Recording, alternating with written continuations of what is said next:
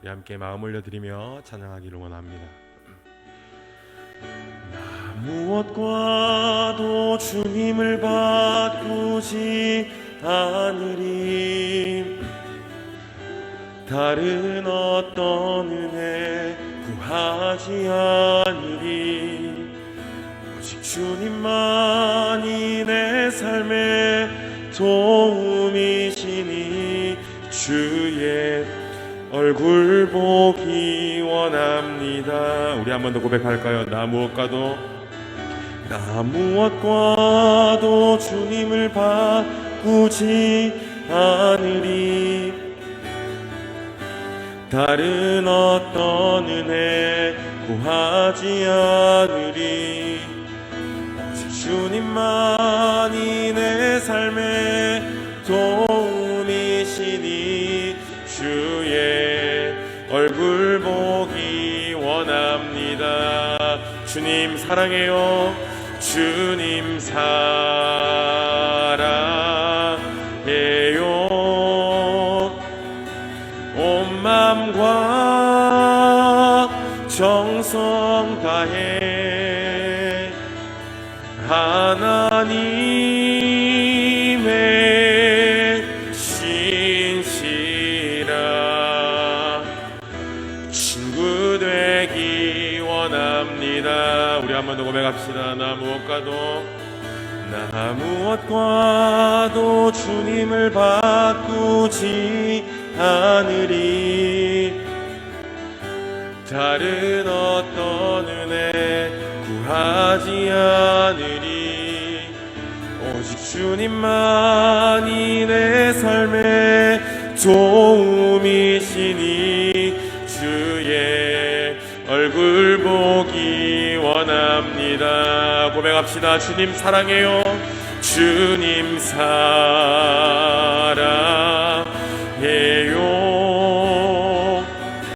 온 마음과 정성 다해 하나님의 신실한 친구 되기 원합니다. 주님 사랑해요. 주님 사랑해요.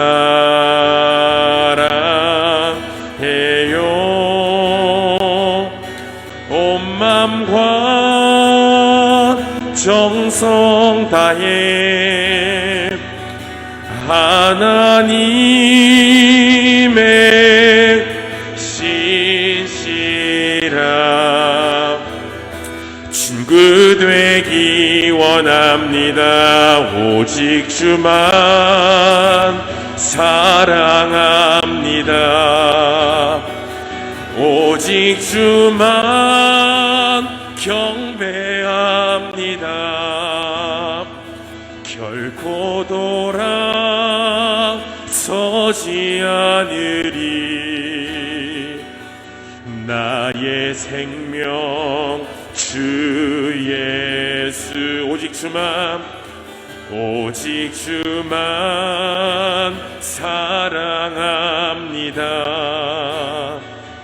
오직 주만 경배합니다. 결코 돌아서지 않으리. 나의 생명 주 예수. 오직 주만 사랑합니다.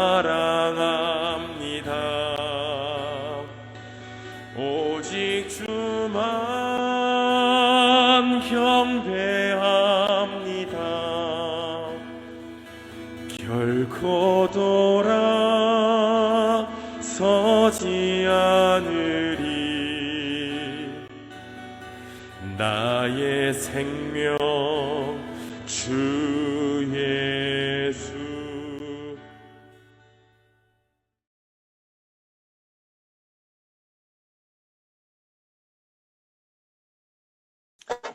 네, 반갑습니다. 야고보서 25번째 담임 목사님 강해 설교에 대해서 고난을 당할 때 참고 인내하라라는 제목의 담임 목사님 강해 설교에 대한 설교 요약을 간단하게 해드리도록 하겠습니다. 야고보 사도는 성도가 고난을 당할 때 오래 참고 끈기 있게 견디라고 말하고 있습니다. 그런데 이해할 수 없는 시련 가운데 우리가 있게 되면 인내하고 견디는 게 말처럼 쉽지만은 않죠. 그래서 야고보 사도는 오늘 본문에서 그 인내를 이렇게 발전시키는, 은혜를 견지하는 세 가지 방법을 말해줍니다. 첫 번째는 선지자들처럼 문제를 하나님께 가지고 가라. 그리고 두 번째는 욥처럼 이해할 수 없는 상황에서도 하나님을 신뢰하라. 세 번째는 하나님의 성품을 기억하라인데요. 첫 번째, 선지자들처럼 문제를 하나님께 가지고 가라를 보시면 10절을 보면 주의 이름으로 말한 선지자들을 고난과 오래 참음의 본으로 삼으라 이렇게 말하고 있습니다. 사실 선지자들은 당연히 하나님의 말씀에 순종했던 자들이죠. 선지자들의 역할은 하나님의 말씀을 듣고 그 말씀을 대언하는 자들입니다. 그러니까 하나님 말씀을 순종해서 그 말씀을 전했는데 참 이상하게도 고난을 당했죠. 구약의 대표적인 선지자라고 말할 수 있는 엘리야 선지자도 마찬가지였는데요. 3년 반 동안 가뭄 가운데 인내했고 또 갈멜산에서 이교도 제사장들과 바알 제사장들과의 그 승리 이후에 이렇게 영적으로 굉장한 상승 곡선을 이루고 있는 상황 가운데에서 아합과 이세벨이 이제 이 엘리야를 죽이려고 위협을 하고 핍박을 하게 되자 이 엘리야가 참 이상하게도 놀랍게도 우리가 알고 있는 이 놀라운 선지자 엘리야가 영적 침체를 굉장히 심하게 겪습니다. 그래서 그가 이제 담임 목사님이 아니죠. 하나님께 로뎀나무 아래서 죽기를 구하기까지 하는 모습을 볼 수 있어요. 나약한 인간의 모습을 보여주죠. 근데 이 상황 가운데서도 엘리야가 참 연약한 모습을 보여줬지만 그래도 이 상황에서 엘리야가 잘한 게 있습니다. 뭐냐면 하나님께 문제를 가지고 나아갔다라는 거죠. 하나님께 구했다라는 겁니다. 또한 선지자 예레미야 선지자를 볼 수 있죠. 눈물의 선지자 예레미야도 마찬가지였습니다. 그가 하나님께 순종해서 하나님이 전하라고 하는 그 말씀을 대언했을 뿐인데 그가 고난을 당해요. 가족들이 배신을 하고 사람들로부터 비난을 당하고 또 왕으로부터 위협을 받게 되죠. 그가 이것을 또 인내했지만 결국 감정이 터져 나오는 것을 참지 못하고 너무 고통 가운데에서 자기가 태어난 생일을 저주하기까지 합니다. 그런데도 이 상황에서 이 예레미야가 또 잘했던 것들은 그가 하나님께 지금 문제를 가지고 고백을 하고 있다는 거예요. 그러니까 하나님이 자기와 함께 하시고 보호해 주실 것을 지금 예레미야가 믿었다라는 거죠. 그렇기 때문에 하나님께 지금 문제를 가지고 나아갔다라는 겁니다. 그리고 이제 11절 상반절을 보면 보라 인내하는 자를 우리가 복되다 하나니 이렇게 말하고 있습니다. 즉 하나님께 문제를 가지고 가는 선지자들의 모습은 결국 하나님의 복을 받는 길이라고 말하고 있는 거죠. 마태복음 5장 10절에서 11절을 보면 예수님께서 산상수훈에서 이렇게 말씀하신 것을 기억할 겁니다. 의를 위하여 박해를 받는 자는 복이 있나니. 근데 그 복이 어떤 복입니까? 천국이 그들의 것입니다. 선지자들도 이같이 박해를 하였느니라. 그래서 존 메가돈 목사님은 이렇게 표현을 했어요. 천국에서 가장 큰 상을 받을 자들은 이 세상에서 가장 큰 고난을 당한 자들이다. 그러니까 인내에는 그냥 하나님이 무조건 참으라가 아니라 하늘의 상을 하나님이 분명히 말씀하셨다라는 것을 기억하면서 우리가 선지자들처럼 인내하면서 그 문제를 하나님께 가지고 가야 된다라는 겁니다. 자, 두 번째, 욥처럼 이해할 수 없는 상황에서도 하나님을 신뢰하라입니다. 예, 욥기를 보면 하나님의 답변과 욥의 깨달음을 마지막에 볼 수가 있어요. 욥의 모습을 우리가 전체적으로 살펴보면 욥이 하나님 앞에 의로운 삶을 살고 있었죠. 그럼에도 불구하고 물론 이제 절대적인 의로움이 아니라 상대적인 의로움입니다. 인간이 하나님 앞에 살아갈 수 있는 최선의 의로운 모습을 살아가고 있는데 그가 극심한 고통을 겪게 되죠. 근데 이 상황에서도 욥이 입술로 범죄하지 않고 주신 이도 여호와시며 거두어 가신 이도 여호와이심을 찬양합니다. 놀랍게도 하나님을 찬양하고 있다라는 거예요. 근데 그 고통이 계속되자 욥도 무너집니다. 생일을 저주하고요. 죽고 싶어 하고요. 또 하나님께 항의해요. 그래서 그 욥이 마치 3장까지만 보면 주신 이도 여호와시요 거두신 이도 취하신 이도 여호와시요 여호와 이름을 찬양합니다라고 하니까 계속 하나님 욥이 찬양만 했을 거라고 생각을 하는데 그렇지 않아요. 욥기를 뒤로 가보면 욥이 하나님 앞에 자기의 고통스러운 심정을 계속 토로하고 불평하고 원망하는 모습까지도 보입니다. 그런데도 불구하고 욥이 잘했던 건 뭡니까? 하나님을 저주한 건 아니었어요. 그리고 하나님을 신뢰한 그 믿음을 저버린 건 아니었다라는 거예요. 그 고통을 표현한 것 뿐이었죠. 그렇죠? 게다가 이 상황 가운데 드디어 이제 마지막에 보면 하나님이 답변을 하시죠. 그리고 욥이 깨닫게 돼요. 하나님의 말씀의 핵심적인 내용은 뭐였냐면 나는 창조주다.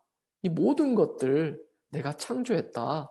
그리고 내가 주권적으로 다스린다. 그런데 네가 이 세상의 모든 섭리 가운데 자연 만물 가운데 네가 알고 이해할 수 있는 부분은 얼마나 되느냐 이렇게 물으셨던 것이죠. 그러니까 하나님은 욥에게 하나님에 대해서 하나님의 창조주 되심에 대해서 말씀하시며 동시에 욥의 그리고 인간의 이성적 한계, 명확한 한계를 말씀하셨던 거예요.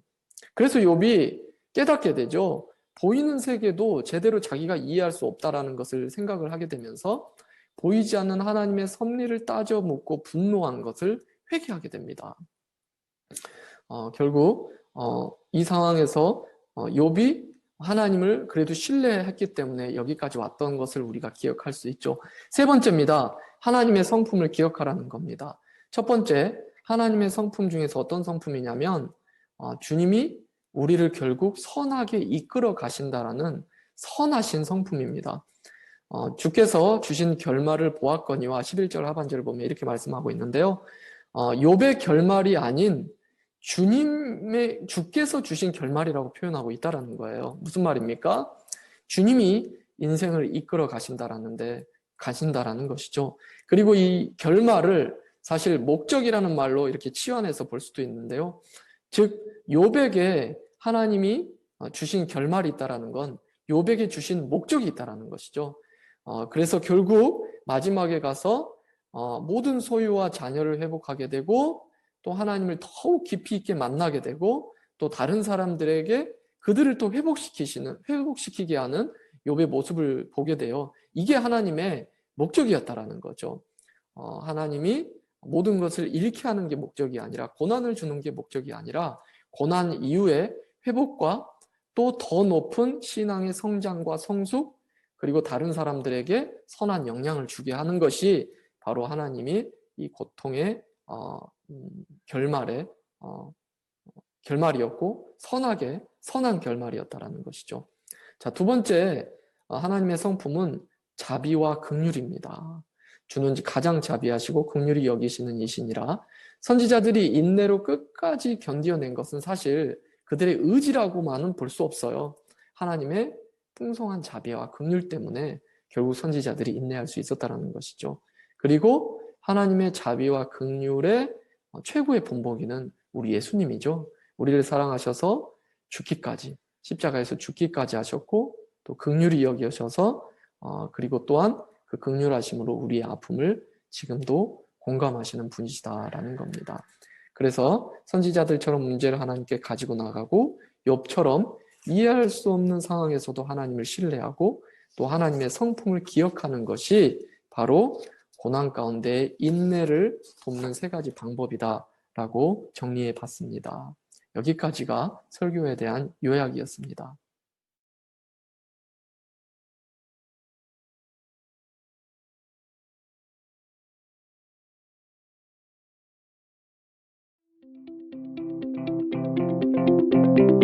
네.